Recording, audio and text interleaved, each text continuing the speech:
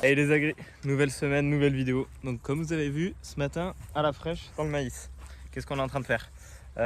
Deux choses importantes qu'on est en train de faire. On est dans du maïs à Vincent, donc Vincent est de ce côté-là, un peu plus loin. On casse les tout petits pieds en fait, c'est du maïs semence qui a été semé beaucoup plus tard. Il a été semé en dérobé derrière de l'orge, donc un truc un peu particulier. Donc c'est pour ça qu'il est aussi petit. Et ce qui se passe, c'est qu'on va venir casser les tout petits pieds. En fait, c'est de 1, ça peut être un impur dans les génétiques, et de 2, c'est quelque chose qui va pomper des ressources au sol, tout ça, qui peut gêner un peu les autres pieds à côté, et qu'il faudra sûrement pas grand chose. Donc voilà, premier truc, c'est on casse les petits pieds.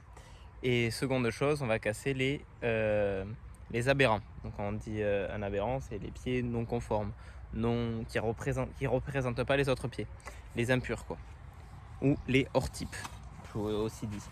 Donc en fait, on prend des rangées. Donc là, quand on fait juste les hors types, bon, on s'écarte un peu plus et on prend, vous voyez, là on s'est un peu séparé dans les petites parcelles.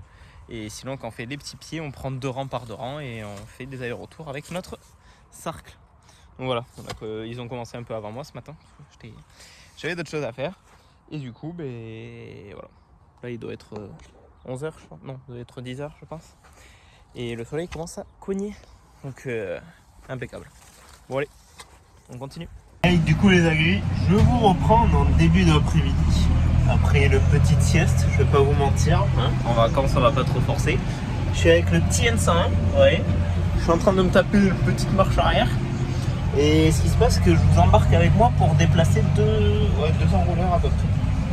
Donc il y a Vincent qui est parti devant avec le tracteur pour dérouler l'enrouleur. Et en fait, ce qui se passe, c'est qu'on est sur une longue bande enherbée là, le long du champ. Et on remonte l'enrouleur d'une pause. Du coup, on va pas le plier en entier cet enrouleur. On va le laisser tourner, il est déjà pivoté. Là, on vient de passer à ma gauche. Il y a le petit Renault qui est en position pour le dérouler. Du coup, moi, je recule. On va atteler. Vincent est en train de replier les béquilles, il va retirer le tuyau, impeccable. Même pas besoin de descendre du tracteur, je peux rester avec le clim, ça c'est top.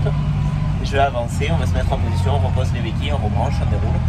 Et on mettra en route sûrement ce soir les enrouleurs, parce que c'est des pauses qui durent à peu près une grosse nuit, donc on préfère les mettre le plus tard possible pour pas qu'il y ait trop de soleil qui tape dessus. Donc la petite marche arrière, est-ce que je vais arriver à tomber dedans? Ben non, je suis pas assez doué. Là le truc c'est que la béquille s'est un peu enfoncée. Du coup, je joue avec mon 3e pont hydraulique, vous voyez, à le repousser comme ça pour arriver à passer dessous.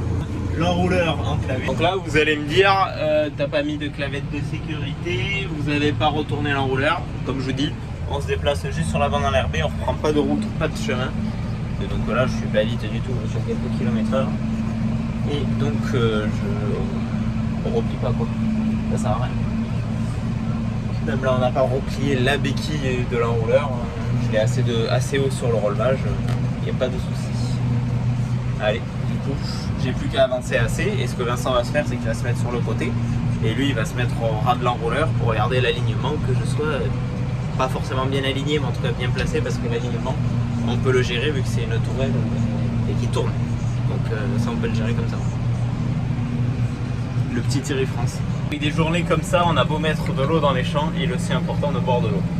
Je suis pas sûr que ce soit dans les plus grosses journées, mais je pense qu'il fait facilement 35 degrés là-dedans. Pas en ressenti, vraiment en température, voilà. En ressenti, on va être un peu plus haut. Donc, même la clim pas trop fort dans les tracteurs, parce que descendre et remonter, c'est un coup à choper la crème. Bon allez, on descend, on va gérer l'enrouleur. Donc là, il y a le chariot, en fait, quand l'enrouleur s'enroule, il remonte. Là, Vincent va le déverrouiller. Donc il y a plusieurs systèmes d'enrouleur. Donc celui-là, il retire le frein là, il retire la boîte à vitesse.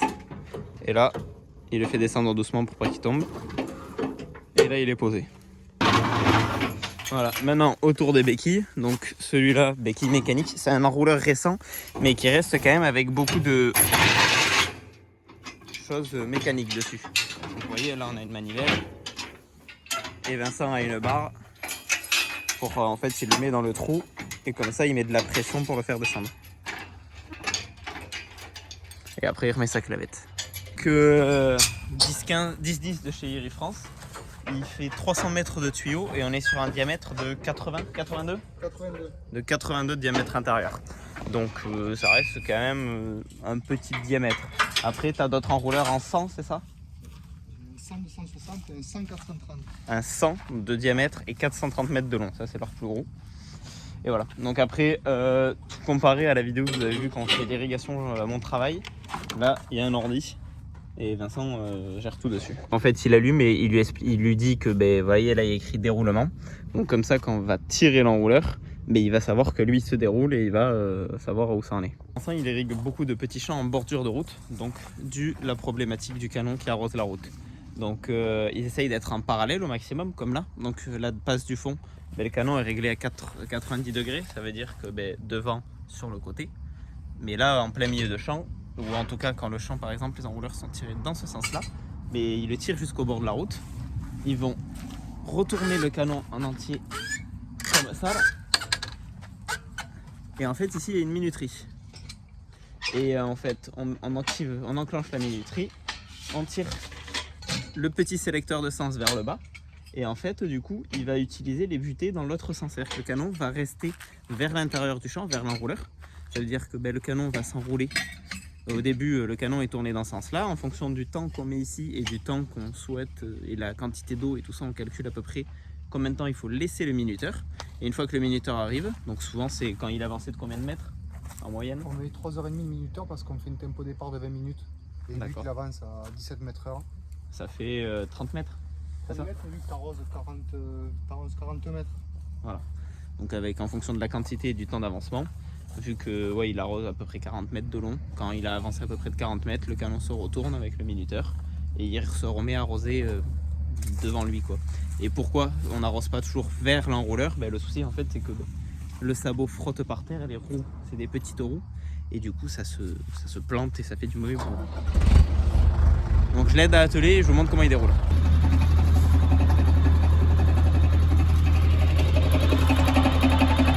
Là il est en train de dérouler l'enrouleur. Ici en fait habituellement pendant la saison, je sais pas si je l'avais déjà montré en vidéo ou peut-être sur mes stories Insta pour ceux qui me suivent, il le déroule à la castreuse, à l'enjambeur, au-dessus des rangs de femelles en fait. Donc là vous voyez on est dans du maïs semence, les mâles ont été broyés. Du coup il passe avec le petit tracteur dans les rangs de mâles, mais les rangs de mâles sont trop resserrés pour que tout le chariot passe. Du coup il fait passer, lui il passe avec le petit tracteur là, et vu qu'il attelle au milieu, il y a une roue qui passe dans la travée broyée et une roue qui passe là dans le premier interrang. Voilà. Ça en gros c'est plus facile parce que avec un petit tracteur c'est toujours plus maniable pour bouger et tracter que de le faire avec la castreuse qui est plus galère, on avance moins vite et qu'il faut faire attention parce que les enjambeurs sont pas trop prévus pour tirer. Donc là on est à plat, il n'y a pas de souci, mais si ça grimpe un peu, tout ça, faut faire hyper gaffe pour pas abîmer de la machinerie. Voilà, du coup la castration du maïs c'est sûrement le dernier tour d'eau que ce maïs va prendre. Bon après ils annoncent quand même, donc là on est début août, ils annoncent un mois d'août par chez nous, bien chaud et bien sec. On va pas se plaindre parce qu'on a eu de l'eau tout le reste de l'été, donc comparé à d'autres départements on va pas se plaindre. Voilà, donc ça c'est le premier petit enrouleur qu'on déroule. Arrivé là-haut, il va laisser le canon et tout parce que le minuteur on le mettra au moment où on allume l'enrouleur. Comme je vous ai dit, on essayera de l'allumer. Là je crois que la pause elle fait 10 ou 12 heures. C'est-à-dire qu'en l'allumant ce soir à 18 h, le canon arrive demain matin à 6 h. Donc ça risque d'être allumé à 8 h pour finir à 8 h demain matin. Voilà. Ah oui, après petite question technique, par où il irrigue? À mon travail, vous avez vu, on a des lacs d'irrigation qui stockent l'eau pendant l'hiver et après on l'exploite pour irriguer. Donc chez Vincent, lui, c'est pas pareil parce qu'il est dans la vallée du Lot et en fait, il y a l'énorme rivière à côté qui s'appelle le Lot où il y a du pompage qui est possible dedans. Donc ça veut dire qu'il a plusieurs petits réseaux d'irrigation. Donc là, il a un tout petit réseau sur ce petit site, mais après, il y a des réseaux qui vont le monter jusqu'à des petits plateaux au-dessus. Donc voilà. En moyenne, il n'y a jamais eu de restriction dans le Lot. Il y a tellement d'eau qu'on n'a pas à se plaindre là-dessus, nous, pour l'arrosage dans la vallée du Lot. Comparé à d'autres endroits où ils sont beaucoup plus problématiques. Pour expliquer, en gros, il met un tempo départ que l'enrouleur reste en position de rouler. Départ, 15 minutes avant de démarrer, de commencer à s'enrouler. Tempo arrivé 40 minutes, quand il arrive sur le chariot, il ne l'arrosa pas encore pendant 40 minutes. Et pour après, bien arroser le banc. On va sur la goutte d'eau. On a une buse de 22. On arrose sur les 60 mètres, on met 40 mm, ça fait 17,7 m/h et on fait valider. Du coup, s'il y a 17 m/h là, on met petite vitesse ici, c'est ça? Non, oui, petite vitesse. Petite vitesse, du coup, tu mets là et je tire là. Ouais, là on enclenche la tête. là. Et là, c'est la boîte à vitesse parce que du coup, quand il met une passe beaucoup plus rapide, ben, on met en grande vitesse. Là, l'essence arrive à 7h30 demain matin. Ok, si Donc, tu le lançais aujourd'hui. Ouais, mais on va la mettre en route maintenant. Ah, tu mets en route maintenant, comme ça tu l'as demain matin à 7h30. Et après ici, il a un petit tuyau qui peut ouvrir. Là, vous voyez, il y a un petit sprinkler pour bien arroser les abords de l'enrouleur. Je vous avais montré que sur nos enrouleurs, on les avait équipés pareil au travail parce que en vrai, c'est un petit confort. Encore que lui, il va faire, vu qu'il a l'option de tempo arrivé, c'est-à-dire que quand le canon arrive, il reste sur place pour bien arroser. Mais je préfère toujours travailler avec un petit sprinkler proche à l'enrouleur parce que ça arrose toujours mieux. Et l'intérêt, c'est qu'on peut le mettre en route au moment où on lance l'enrouleur. Donc on le laisse à peu près 4 heures, il faut 4 heures pour une vingtaine de millimètres. Donc on le laisse aux alentours de 4 heures, ou même un peu moins des fois. On l'éteint et comme ça l'eau a le temps de ressuyer avant que le chariot arrive. Parce qu'après souvent c'est toujours un peu la patauge quand on doit sortir l'enrouleur. Donc là Vincent il allait allumer le compteur électrique, on descend à la pompe. Parce qu'en fait voilà, il me semblait que du coup la pause était plus courte ici, mais non. Les pauses étaient plus courtes quand il mettait les enrouleurs dans l'autre sens dans le champ. Là il fait des pauses longues. Donc comme il vous a dit, s'il lance là, il arrive demain matin à 7h30. Donc on va le lancer maintenant. Bon. C'est vrai qu'on essaye de favoriser au maximum l'irrigation de nuit, comme je vous dis, pour qu'il y ait moins d'évaporation. Mais malheureusement, des fois, on ne peut pas faire autrement. Et vu qu'il a quand même pas mal de surface, les enrouleurs ne traînent pas trop. Donc c'est pour ça qu'il va être lancé maintenant. Donc là, l'avantage, c'est que la pompe est juste à côté. C'est beaucoup plus facile. L'avantage, la pompe est à l'ombre, sur les bords des rives du Lot. Donc là, c'est pas une énorme pompe électrique, hein, c'est une bonne pompe, mais il en existe bien sûr des plus grosses. Ça là, elle tient qu'un enrouleur à la fois. Donc là, il s'appelle un col de cygne, la partie qui fait comme ça, celle qui renvoie l'eau. Ici, on a le compteur pour connaître les mètres cubes d'eau qui sont consommés. Et là, c'est l'entrée dans le réseau, parce qu'il y a un réseau enterré. Bon, même si là, il y a une partie en réseau rigide, parce que les buses sont ici. Et il y en a d'autres de l'autre côté. Là, il y a un bidon en plastique qui permet de tenir le tuyau avec la crépine. La crépine, c'est le bout du tuyau qu'on emboîte. Il y a un clapet pour pas que quand la pompe s'éteint, ça se désamorce cette partie-là. Et il y a une grille autour pour éviter d'aspirer que ce soit des poissons, des déchets ou des choses qui pourraient abîmer la pompe. Du coup, notre tuyau arrive là. Ça, on a un entonnoir, c'est pour réamorcer quand, si ça fait trop longtemps ou que la crépine s'est ouverte. Donc l'eau, Vincent va le faire. Ma crépine, voilà. En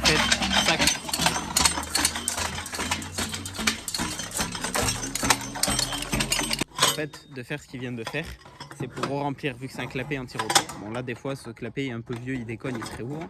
Et en fait, de donner des impulsions, c'est...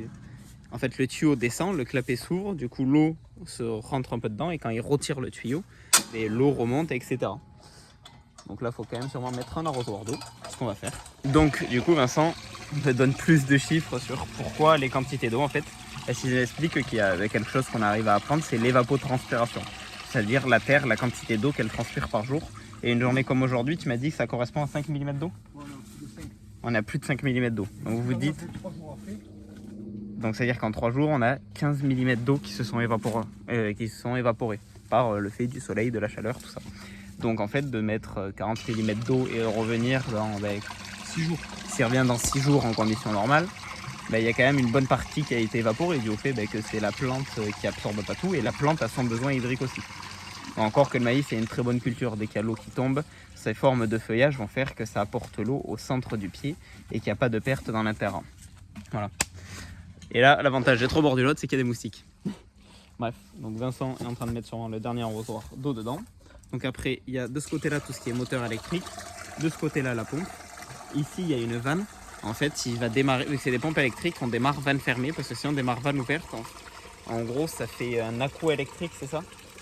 En gros, c'est pas bon pour la pompe, je sais plus exactement pourquoi, on me l'avait expliqué.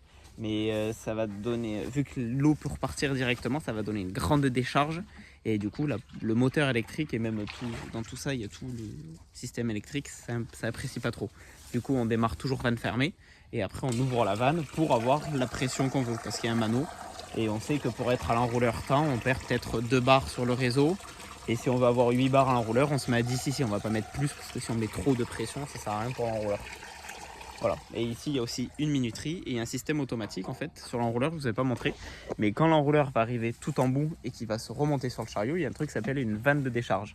C'est une électrovanne électrique qui va s'ouvrir. Et en fait, la pompe va comprendre qu'il y a un souci dans le réseau, il y a une perte de pression complète. Et vu qu'il y a une perte de pression complète, la pompe se met en sécurité. Donc c'est à dire que l'avantage, c'est que s'il y a n'importe quel souci, la pompe peut se couper au cas où d'un problème. Donc quand l'enrouleur arrive en bout, si Vincent n'arrive pas demain matin à 7h30 parce qu'il a un autre enrouleur ou quelque chose comme ça, il sait qu'il va quand même se couper. Et au cas où, si c'est que la pause fait 12 heures, il va mettre 13 heures à une minuterie sur le truc au cas où. En plus, une sécurité supplémentaire. Pas un enrouleur aussi récent, hein, un peu plus récent, même s'il y a un iridoseur, un ordinateur de bord. Donc, première étape, on va retirer les tuyaux comme de l'autre côté. Même principe, je prends ma barre. Après, j'accroche mon chariot avec ce parallélogramme. Vous voyez, j'ai 3 crochets allumettre avec la chaîne. Et j'enroule à la manivelle pour le relever. Je débranche, puis on le déplace où il y a Vincent et son père un peu plus loin. Allez, c'est parti. Donc voilà, Vincent est en train de dérouler le second enrouleur. Et donc voilà, c'est vraiment habituellement un enrouleur, on aura les passages broyés et on le fait tout seul à un tracteur. En soi, il pourrait le faire, là maintenant que c'est broyé, il pourrait le faire qu'un seul tracteur parce que soit le petit tracteur, il aurait pu bouger les enrouleurs, voilà. Et c'est par simplicité qu'on préfère être à deux, c'est toujours plus confort. En tout cas, quand il est tout seul, ils le font tout seul. Habituellement, dans du gros maïs grain, on va broyer 2 rangs à 80. Et un tracteur comme le 100 d'une centaine de chevaux, fait tout. Met en place l'enrouleur, déroule, tout ça. Pour vous donner un temps à peu près pour bouger un enrouleur, il faut compter en moyenne. En fonction des exploitations, il y en a un peu moins, il y en a d'autres un peu plus. On compte une bonne heure pour bouger un enrouleur. Bouger. Je ne vous parle pas de s'il faut rebouger la pompe pour pomper et tout ça. Vraiment, je vous parle vraiment de mise en place d'un enrouleur, c'est 1 heure qu'il faut compter. Entre le moment qu'il faut le plier à un endroit, le déplacer un peu, le remettre de l'autre côté, s'il nous manque un tuyau ou 2 pour le brancher à la bouche et tout ça, c'est 1 heure par enrouleur. Donc des fois ça arrive, Vincent il bouge 5. Je crois qu'il y a déjà des journées où il a bougé 7 enrouleurs dans la journée. Donc je vous jure que dans une journée, 7 heures, déjà juste à l'irrigation, ça vous occupe. Sans compter que ils reviennent souvent vérifier que tout se passe bien et tout ça. Donc ça fait de sacrées bonnes journées. Franchement, les gens qui passent les journées irriguées, chapeau, parce que c'est du boulot. Voilà, du coup là il m'a dit qu'on allait bouger le 3e enrouleur après et on va continuer comme ça. Et là par contre on est sur une pause courte, du coup il sera allumé que de nuit celui-là, c'est l'avantage. Et voilà, 2-4. Ça chope pas aujourd'hui, ça je vous le dis. Hein. Du coup voilà, là c'est le gros enrouleur de chez Vincent, donc c'est le 400 mètres qu'ils ont en diamètre 100 de tuyaux. Donc voilà, moi je viens de presque raccorder, j'ai juste pas branché le souple au reste. Parce qu'en fait quand ça se déroule, il y a toujours un peu d'eau qui reste dedans et l'eau peut ressortir. Donc vu qu'on est sur le réseau fermé, c'est un coup que ça renvoie de l'eau et tout, c'est pas... On peut, hein, ça craint pas, mais on préfère toujours attendre que l'enrouleur soit complètement déroulé pour le mettre. Et je vais vous montrer un truc aussi que je ne vous ai pas montré ce matin. Désolé pour le bruit de déroulement, mais vous voyez, l'alimentation se fait par ce tuyau. Là, ça fait un petit coude. Mais en soi, vous voyez, il y a un petit pli, mais dès qu'il y a de la pression, ça va se reprendre, il n'y a pas de souci. Mais si on était trop court ou mal placé, on débranche là et on met le bouchon là-bas et lui, on le met ici. Et bon, en fait, si je l'aurais mis là, au final, ça m'aurait été trop long. Donc c'est pour ça que je le laisse là-bas. Ça fait un léger pli, mais dès qu'il y aura de la pression, c'est pas plié, il y a assez de longueur pour se brancher ici. Ce truc, c'est une option qui est vachement pratique, je trouve. Au travail, on l'a pas sur les enrouleurs et c'est vrai que des fois, on est coincé entre un demi-tuyau, etc. Et l'avantage, c'est qu'avec ça, on le gagne, le demi-tuyau. Voilà. Donc là, on est dans le petit maïs qu'on a épuré ce matin. Donc voilà.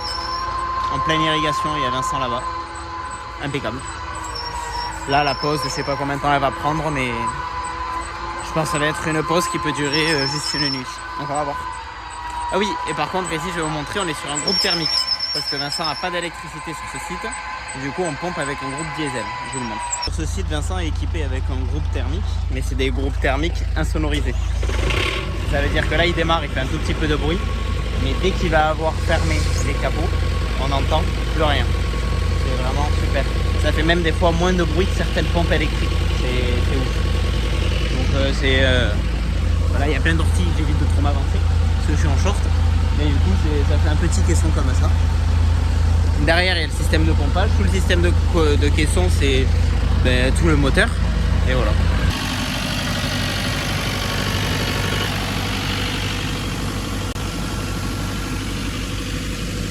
C'est parti pour le 5e enrouleur de la journée. De l'après-midi même, que dis-je? De l'après-midi. Donc lui, enrouleur différent, pareil en récent. Donc c'est un 10-15. Bon, je vais pas dire de bêtises, on est sur du tuyau en 80 je pense. C'est ça, je me trompe. Tout à l'heure on était sur un 10-10, là on est sur un 10-15. C'est un tuyau en 100 de diamètre, mais il fait que 250 mètres ou 260 mètres de long. Donc plus gros tuyau, du coup plus petite distance. Donc pareil, il est très récent, il est rigoseur, tout ça, mais lui c'est un full hydraulique. Ça veut dire que je vais brancher mon simple effet, mon double effet sur mon distributeur, et j'ai un distributeur pour relever les pieux qui relève le canon, et un second distributeur pour faire tourner ma tourelle pour la directionnelle, quoi. Voilà, donc je commence par débrancher mon tuyau parce que sinon si je tourne sans débrancher ça va pas le faire, et je branche et voilà. Allez, c'est parti. Tac. Et là je vais remonter mes pieux.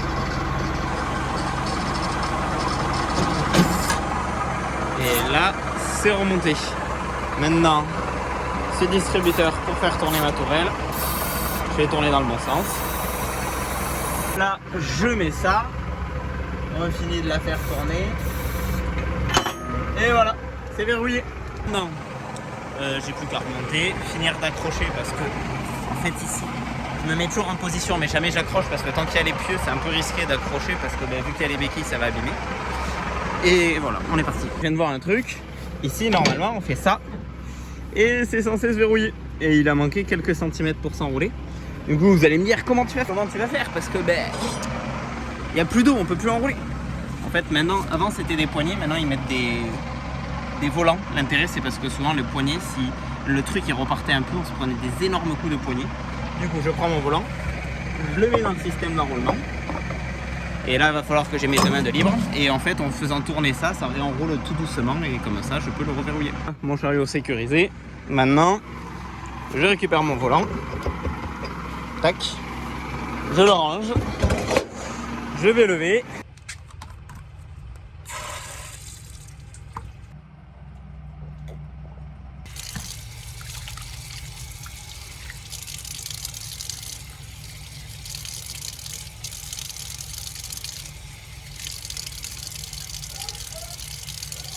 Ça, c'est de la climatisation, les gars. Bibi! Viens voir Bibi! Bibi, tu viens faire bisous? Bibi! Bibi! Ça bouge les enrouleurs. Ah, Bibi! Amorphe la chienne, trop chaud.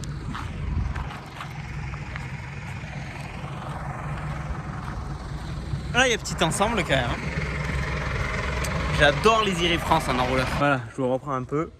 Ce qui se passe là, c'est qu'on a encore retiré quelques enrouleurs et tout. Un peu, c'est dans les 30 degrés quand même. On commence à sentir bien la chaleur. Hein. Du coup, ce que je vais faire, il y a le 121 ici, il y a des prairies qu'on avait fauchées, où il y a beaucoup de merde un peu qui ont relevé dedans. On a un peu de datura, voire du kénopode blanc, des choses comme ça. Donc, c'est des prairies que j'avais un peu loupées. Je vous reprendrai plus au champ pour vous montrer. Du coup, il y a le broyeur attelé sur le 121. On va y aller. Mais juste avant, un petit truc à faire. Ici, il y a un coteau coupé. Donc voilà, c'est un broyeur. Ici, on est sur un arbre. Et les couteaux vont tourner comme ça, pardon. Et la végétation est envoyée là et replaquée là. On peut fermer le capot à l'arrière si on veut faire du truc plus fin.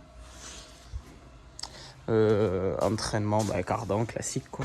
Après si j'ai un coup de graisse à mettre sur la cardan et sur ça ici, je l'ai pas fait.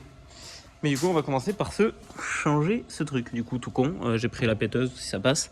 La douille, je déboulonne, je sors, je mets mon nouveau couteau, les deux couteaux, bam bam, je revisse et c'est reparti.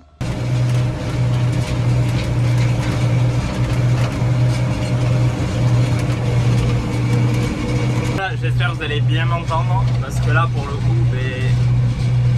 ça fait un peu de bruit avec le broyeur. Donc comme vous voulez le voir, la partie que je suis en train de broyer, donc c'est des prés qui ont été des bouts de champ qu'on a mis en pré. C'est des petites parcelles qui avaient pas grand intérêt à être travaillées, on voulait se le foutre en herbe. Le souci c'est que conditions de semis l'été dernier pour une prairie était très compliqué fin d'été, très très sec, pas de décomposition des pailles. Ici on était sur un blé qui avait complètement versé. Donc beaucoup de repousses de blé dans la prairie, donc le blé a étouffé la prairie par zone Et du coup, ces zones-là sont ressorties comme ça en kénopode blanc et il y a des endroits, il y a de la lampourde. Donc il aurait fallu labourer, on a semé ça un peu, je vais dire, à l'arrache, même si c'est pas le terme exact qu'il faudrait faire, mais c'est vrai qu'on a semé ça, un peu vite malheureusement. Et ben voilà, ça a toujours végété tout l'hiver, tout ça, ça n'a pas donné grand chose. Donc après, est-ce qu'on a aussi semé des bons trucs? On a foutu du riz gras, on s'est dit bon, ça foutra de l'herbe, mais malheureusement c'est peut-être pas ce qu'il fallait mettre et tout ça. Donc du coup, ben, on fait un terrain de foot, là je vous le dis, on broie tout ça, il y a des petites bricoles à broyer comme ça, donc c'est le programme de l'après-midi. Vous voyez, il y a encore les boules de foin qui n'ont pas été rentrées, qui doivent rentrer bientôt. Et voilà, ma foi, ce bout de champ sera un peu mieux comme ça. Voilà, du coup comme d'habitude, j'ai oublié de vous reprendre, je suis en train de terminer le montage. Donc voilà, vidéo qui sortent de l'ordinaire un peu, parce que ben, voilà, comme je vous disais, j'étais en vacances. Donc à partir de la semaine prochaine, on réattaque. Et donc à partir de la semaine prochaine, vous allez retrouver le contenu habituel que vous pouvez m'avoir quand je suis au travail. Voilà, donc j'espère que la vidéo a pu vous plaire et je vous dis à la semaine prochaine pour une nouvelle vidéo. Ciao tout le monde!